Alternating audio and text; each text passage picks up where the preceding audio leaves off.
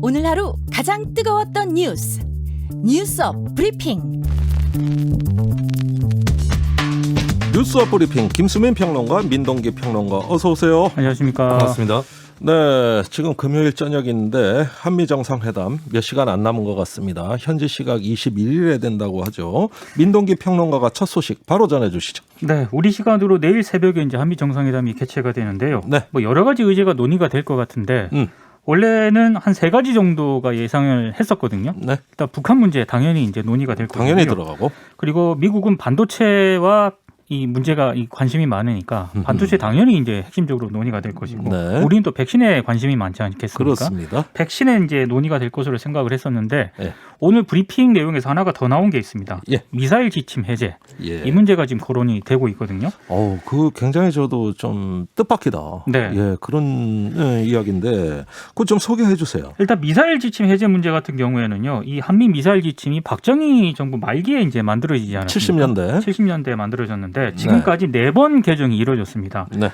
근데 2017년 그 3차 개정 때 그 탄도미사일 사거리를 800km로 제한하는 그런 그 내용이 있지 않습니까? 이걸 예. 완전히 없애는 그런 내용이 3차 개정이고요. 예. 그리고 지난해 7월에는 4차 개정을 통해서 예. 우주 발사체에 대한 고체 연료 사용 제한을 해제를 했거든요. 예. 근데 만약에 이제 오늘 이번 정상회담에서 이 미사일 지침 해제를 한다는 거는 예. 이 800km도 이제 해제를 한다는 거거든요. 예, 뭐 사거리 제한 해제. 그렇습니다. 탄도 중량 무게 맘대로. 그렇습니다. 이게 해제거든요. 그러니까 사실 미사일 주권을 가져온다는 그런 얘기인데요. 그렇죠. 미국이 그럼 왜 이렇게 이 문제를 의제화 시켰는가? 예. 이제 이걸 한번 생각을 해봐야 되는데, 일단 아시아 태평양 지역에 중국의 군사력 팽창을 견제하겠다는 당연히 그런 의도가 하나 깔려 있는 것 같고요. 어허. 그리고 지금 중국과는 미국이 우주 경쟁도 하고 있거든요. 예. 이 차기 우주 경쟁에서 한국과 미국, 일본 이 예. 삼각 협력을 어허. 좀 모색해둔 어떤 그런 의도가 있는 게 아닌가, 지금 이런 분석도 말씀하신 나오고 거는 있습니다. 이 동아시아의 세력 균형이 변한다는 얘기예요. 굉장히 그렇죠. 큰 전략적 변화란 말이죠. 물론 이거는 이제 해제가 됐다는 걸 전제로 말씀을 예, 드리는 겁니다. 일단 내일 논의한다는 거 아닙니까? 그렇습니다. 예. 어허, 참 이게 굉장히 뜻밖의 소식이고, 이게 지금 이렇게 되는 것이 분명히 주변 정세와 연관이 있는 것 같습니다. 네. 예, 내일이 휴일이라는 게 아쉽네. 내일 이걸 잘 설명을 해드려야 되는데. 자, 공동선언문에 북한과 관련해서 이제 어느 정도 수위가 담긴 그 선언문이 나올까? 이게 또 관심사 아니겠어요? 일단 북미 싱가포르 공동선언 합의위에서 실용적 접근을 하겠다라는 얘기는 이미 나오지 않았습니까? 네. 근데 지금 오늘 그 또 미국 현지에서 청와대 관계자가 기자들에게 이런 얘기를 했습니다. 네. 남북 관계에 대한 미국의 존중과 인정의 뜻에서 4.7 판문점 선언이 포함될 수 있다라고 언급을 했거든요. 네. 이 판문점 선언이라고 하는 거는 다 아시겠지만 핵 없는 한반도 실현, 연내 종전 선언, 적대행위 전면 중지, 이런 내용이 담겨 있는데, 예. 이건 이제 북미 간의 합의뿐만 아니라 남북 간의 합의도 모두 존중하겠다라는 의미이기 때문에 이것 역시 좀 주목되는 그런 대목입니다. 그래요. 그러니까 얼마 전에 왜 우리가 신문에서 한겨레 신문이었죠. 남북 관계의 독자성을 미국 가서 주장한다. 이런 어떤 그 보도가 나왔는데, 판문점 선언이 바로 남북 관계 독자성 아닙니까? 그렇습니다. 네. 사실은 미국이 대북 정책을 수립하는 과정에서도 네. 원론적 차원에서라도 남북 관계를 언급하는 그런 게 없었거든요. 네. 근데 판문점 선언까지 들어갔다. 싱가포르 선언을 넘어서 판문점 선언까지 들어간다고 하는 것은 이제 남북 관계에 대해서 미국이 그동안 내비치지 않았던 그런 방침을 확실하게 심어주면서 이제 한국 정부의 면을 세워주는 네. 그런 또 파격적인 결과가 될 수 있다라는 것을 또 말씀을 드리겠습니다. 네, 이것이 이제 남북 관계 우리가 어느 정도 자율성을 갖고 독자적으로 남북 관계 개선을 할 수 있느냐, 1위로 연결되느냐 안 되느냐, 그렇죠. 결국 요거네요. 그게 중요한 것 같습니다. 알겠습니다. 백신에 그 상당한 비중을 두고 있는 정상회담입니다. 이게 지금 또 국민들이 목놓아 기다리는 소식인데. 근데 사실 어찌될까요? 뭐 백신 스와프니 아니면 글로벌 백신 허브 뭐 여기 이런 논의들이 되지 않았습니까? 네. 근데 지금 어제 오늘 논의되는 내용을 보면은 백신 스와프 쪽보다는 예. 우리가 글로벌 백신 허브를 구축하는 쪽으로 좀 논의가 가고 있는 게 아닌가 싶습니다. 이건 뭐 중장기적인 정책이에요. 그렇습니다. 사실상. 예. 오늘 뭐 김중현 국립외교원장이 오늘 뭐 김현정인 뉴스쇼 인터뷰에서도 얘기를 했는데요. 네. 개발도상국이 있는데 우리가 이 미국의 백신 스와프를 받아서 먼저 이렇게 이 백신을 받는 것 자체가 예. 그렇게 모양새가 안 좋을 수 있다라는 취지로 얘기를 했거든요. 글쎄 그런 논의가 있다는 건 아는데 네. 그러면 뭐 캐나다는 왜 그렇게 500%나 가져가고 멕시코는 왜 그렇게 많이 가져가고 가까이에 있으니까. 그 파이브 아이 외면하기가. 국가들 미국의 그렇죠. 그 백인 동맹 국가는 그렇게 많이 가져가면서 이거 좀 말이 됩니까 이게? 아무튼 예. 지금 글로벌 제약회사 입장에서 보더라도요. 예. 백신을 공급했을 때 효과가 빠르게 나타나는 그런 나라에 백신을 공급하거나 네. 아니면 뭐 생산 기지를 뭐 만들거나 허브를 만들거나 이런 게 유리한 거 아니겠습니까? 예. 그런 측면에서 봤을 때 한국은 요건이 좀 어느 정도 충족이 되고 있습니다. 어허. 하루에 뭐 100만 회 이상이라든가 150만 회 이상 접종할 수 있는 그런 능력을 갖춘 나라가 예. 별로 없거든요. 그러니까 우리나라가 별로 이제 없어요. 그런 요건을 충족한다는 그런 얘기인데요. 네. 아무래도 이제 그런 측면에서 따져봤을 때 백신과 관련해서는 예. 상당히 좀 긍정적인 어떤 그런 전망이 나오고 있습니다. 아, 그리고 이번에 또 눈에 띄는 것이 권덕철 보건복지부 장관이 방미를 했는데 네. 또 간 사람이 있습니다. 보건산업정책국장 이광우 어허. 국장이 또 방미를 했거든요. 그래요. 어떤 의미일까요? 이게 보건산업정책국이 하는 일이 뭐냐라고 했을 때 연구개발을 지원한다거나 신기술을 인증한다거나 기술 이전 같은 이슈를 다룬다거나 네. 특히 국내 기업, 바이오 기업에 대한 지원 예. 이런 것들을 다루는 거거든요. 어허, 그렇다면 그러면은 아무래도 SK와 노바백스 네. 그리고 삼성바이오로직스와 음흠. 모더나 이쪽의 협약이 거의 임박한 것이 아닌가. 어허. 예, 그것을 박차를 가하기 위해서 간 것이 아닌가 이렇게 풀이를 할 수 있겠습니다. 네, 그 한때 나오던 뭐 지적재산권 완화라든가 그것의 어떤 기술을 우리가 한국에서 받아가지고 생산하는 문제 이건 별로 뭐 거론될 가능성 없을까요? 그러니까 오히려 그런 문제보다는 네. 방금 그 김수미 평론가가 얘기한 것처럼 삼성 바이오로직스하고요 아하. 모더나와의 또 위탁 생산 계약이 위탁 합작. 예, 이런 쪽으로 좀 논의가 상당히 좀 알겠습니다. 흐르고 있는 것 같습니다. 네, 그렇고요. 자, 또 관심사 있습니다. 아유, 뭐 이렇게 현안이 많은지 모르겠어요. 반도체하고 배터리예요. 이거 뭐 사실 바이든 이거는- 대통령이 목매고 있는 거 아니에요? 그러니까 미국이 공을 들이는 그런 분야인데요. 예. 사실은 바이든 정부가 가장 주안점을 두는 거는 안정적인 공급망입니다. 예. 그러니까 이거를 안정적으로 공급할 수 있는 최선의 방안은 미국 내에서 모든 생산이 이루어지도록 하는 거거든요. 음흠. 우리나라 기업으로 하여금 미국 내에서 생산이 이루어질 수 있도록 현지 투자를 이제 요청할 가능성이 매우 큰 그런 상황이고요. 예. 실제 일부 기업들이 40조 원에 달하는 미국 투자를 준비하고 있다 이런 보도가 계속 나오고 있는 그런 상황인데 예. 다만 미국 같은 경우에는 각 주마다 여러 가지 제도가 좀 다르지 않습니까? 네. 그래서 뭐 일부 전문가들은 이번 기회에 아예 뭐 더 좋은 조건을 가지고 들어갈 수 있도록 규제 완화라든가 인센티브 제공을 아예 미국에 예. 적극적으로 요구할 필요가 있다 이렇게 지적을 하기도 하고 있습니다. 네. 그러니까 협상은 그런 방향으로 될 건데 발표까지 나올지 이게 그렇죠. 좀 관심사예요. 그렇습니다. 근데 큰 흐름이 한미 간의 동맹이 군사 동맹을 넘어서서 이제는 4차 산업혁명 동맹으로 가고 있다. 네. 이렇게도 또 진단을 할 수가 있겠고. 오늘 신조어 나왔어요. 네. 네. 그리고 지정학이라는 말을 많이 쓰는데 예. 최근 들어서는 지경학, 어허. 경제적인 어떤 그런 관계 여기도 많이 이목이 집중이 되고 있습니다. 예. 글쎄 4차 산업혁명 동맹. 저는 디지털 동맹이라고 주로 어디 가서 그러는데. 네, 뭐 비슷한 예. 의미겠죠. 페이스북에서 하고 있지 않습니까? 아, 예. 제가 요즘 이거 자세히 해설해드리고 있습니다. 네네. 예. 궁금하신 분들 많이 보세요. 자, 회담 결과는 결국 지켜봐야 되겠습니다. 오늘 새벽에 뉴스가 이제 많이 쏟아진다. 내일 새벽이네요. 문 대통령은 이 외에도 공식 일정 또 시작했죠? 오늘부터 공식 일정 시작을 했고요. 네. 일단 뭐 무명용사의 묘 있지 않습니까? 알링턴 네. 국립묘지에 있는 그 무명용사의 묘에 참배를 했고요. 예. 다만 한국에서 출발할 때 기자들에게 공개하지 않은 일정이 하나 있었는데 어허. 이게 프랭클린 루즈벨트 전 대통령 기념관을 방문하는 그런 일정이었습니다. 예. 아무래도 이제 지금 이 코로나 위기 전국을 이런 식으로 이제 극복을 하겠다라는 의지를 밝힌 것으로도 보이고요. 네. 동시에 바이든 대통령도 루즈벨트 대통령을 롤 모델로 삼고 있거든요. 예. 그래서 정상회담을 할 때 이걸 계기로 상당히 좀 공감대를 형성하려는 그런 의도가 깔려 있는 것 아니냐 이런 분석도 네. 나오고 있습니다. 한국판 뉴딜이 또 여기서 강조될 수도 있겠습니다. 네. 두 번째 소식 넘어가겠습니다. 김수민 평론가.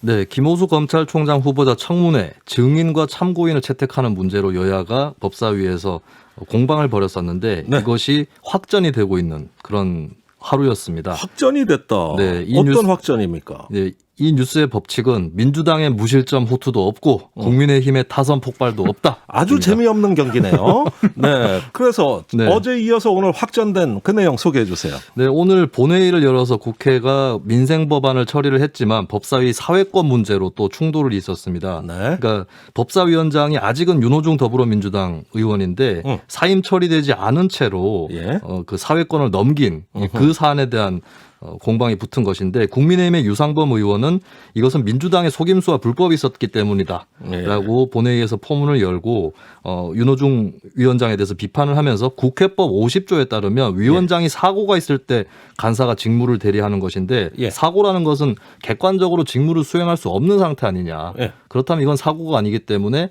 사회권을 넘길 수 없다 이런 주장을 했고요. 예. 여기에 대해서 신현영 민주당 의원이 반박하는 발언을 했습니다. 예. 위원장이 간사에게 사회권을 위임하는 것은 국회법상 적법한 절차고 2019년 8월에 국민의힘 소속인 여상규 당시 법사위원장도 직무 대리로 김도읍 간사를 지목해서 네. 회의를 개최한 적이 있다라고 반론을 했습니다. 그러면서 이미 또 윤 원내대표 같은 경우는 법사위원장 사직서도 제출을 했는데 네. 야당이 이미 간사단 사이에 합의된 법안 처리도 거부하고 회의장을 박차고 나간 것이다 예. 라고 비판을 했습니다. 아주 소모적인 논쟁입니다. 예, 누가 사회 보느냐 이게 그렇게 중요한 문제.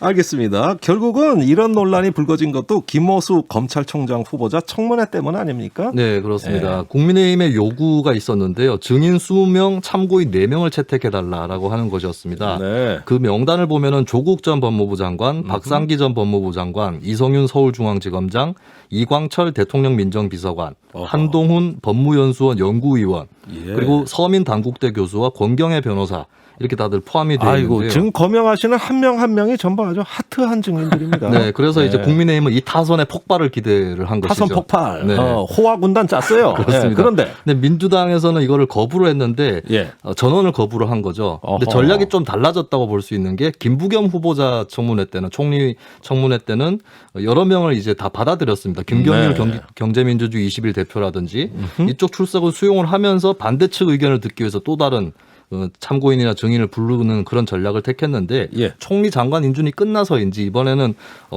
전면 거부하는 이런 예. 전략을 택했고 윤호중 원내대표 같은 경우는 이렇게 얘기를 했습니다. 검찰총장 자질검증과 아무런 상관이 없는 증인 요구다. 예. 그러면서 인사청문회를 깽판으로 몰아가려는 정략적인 의도다. 아이고, 뭐 라고 또 또 깽판. 강하게 비판을 했습니다. 예. 여기에 대해서 안병길 국민의힘 대변인은 야당의 당연한 요구를 깽판이라는 속어로 비하하고 있다. 예. 막말 습관을 버리지 못했다라고 아하. 비판을 했고요. 그 당연히 이렇게 얘기하겠죠. 네. 오현주 정의당 대변인은 전원 채택 거부는 적대적 진영 정치의 반복일 뿐이다라고 민주당을 비판하는 동시에 예. 국민의힘에게는 검찰개혁이 또다시 정쟁으로 빠지지 않도록 합리적인 야당의 역할을 해달라라고 예. 촉구했습니다. 근데 예상이 됐던 그림이고 풍경입니다. 네. 왜냐하면 김호수 검찰총장 후보자 청문회를 원래는 그 법사위원장 자리 배분 문제 때문에 국민의힘 쪽에서 어허. 끝까지 양보를 안 했잖아요. 네. 예. 근데 이 청문회 자체를 정치 공세의 장으로 활용을 하겠다라는 전략으로 지금 임하고 있기 때문에 이건 뭐 파행은 충분히 예상됐던 그런 그림인 것 같습니다. 예, 뭐 파행이 충분히 예상되는 정치 아닙니까? 야, 우리 정치가 그렇습니다. 자, 그러면은 앞으로 김호수 총장에 대한 청문회 증인 없이 그냥 가는 거예요? 26일에 청문회가 있는데 청문회 5일 전에는 채택을 해줘야 그 해당 증인이 불참할 경우에 제재를 할 수 있거든요. 예. 근데 5일 전이면 오늘까지는 해줘야 된다라고 하는 그런 사정이 닥쳐 있습니다.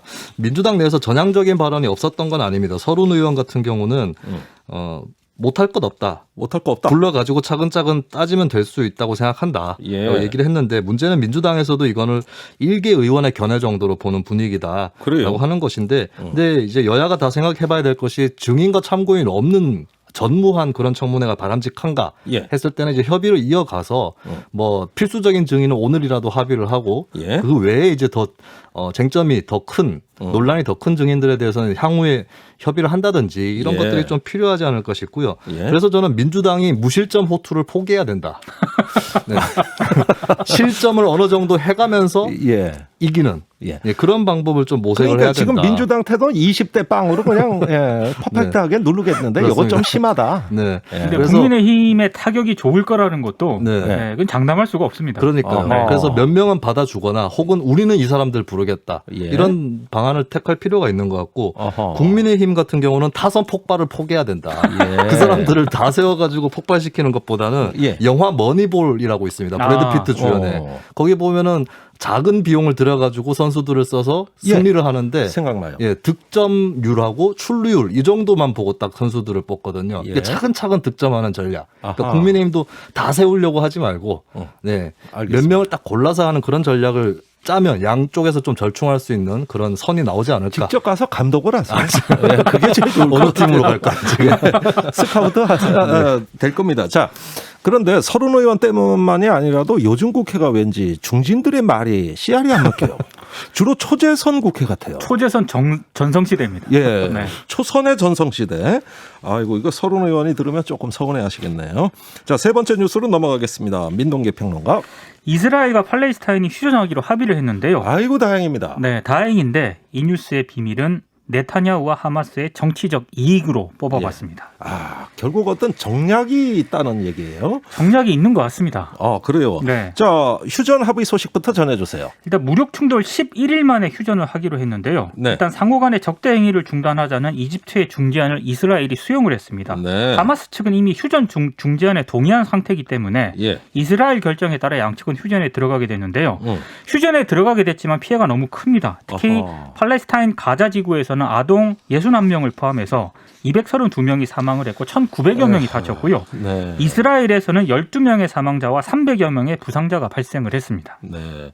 그 이스라엘의 사망자가 좀 적다 그러지만은 막상 휴전 소식이 전해지니까 이스라엘 그 시민들도 굉장히 환영하는 분위기더라고요. 그럼요. 전쟁은 네, 아이고, 좋은 참. 게 아닙니다. 네, 알겠습니다. 어쨌든 분쟁이 휴전으로 갔다는 거 천만다행이라는 말씀드리면서 자, 앞으로 전망을 좀 해볼게요. 이것으로 끝이 아니지 않습니까? 끝이 아닙니다. 일단 상당한 그 재산 피해가 발생을 했는데요.